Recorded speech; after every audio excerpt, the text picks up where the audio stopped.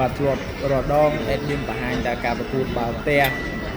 អាស្រ័យមិនខែប្រុស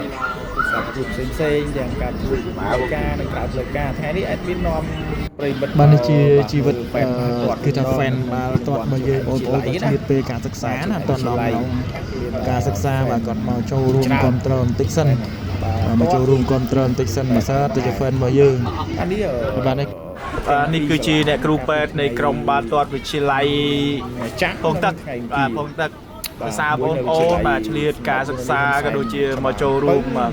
ស្ម័គ្រចិត្តស្ម័គ្រចិត្តជួយក្រុមបាទសិតតែសិតអ្នកមានហៅថាមនោសញ្ចេតនាស្រឡាញ់បាល់ទាត់ហើយបាទឆ្លៀតឱកាសមកចូលរួមជាមួយនឹងពីរង្វាន់ពុករីស្វេតជាងឯកវិទ្យាល័យរបស់យើងនៅកាត់5បាទអ្នកគ្រូពេទ្យពេទ្យបឋមទេណាបាត់កីឡាទេ2026ខែ1អរគុណណាស់ក្មួយលើ page admin ច្រើនណាស់បាទនេះគឺជាអ្នកគ្រប់គ្រងបាទនៅក្នុងការប្រកួតពីរង្វាន់ពុករីស្វេតជើងឯកវិទ្យាល័យយើងណាបាទមកច្រើនមែនតើថ្ងៃនេះ follow TikTok ច្រើនមែនតើមានការប្រកួតរវាងមាន Facebook សាលារីណាប់រីកាំ Bridge ជាមួយនឹ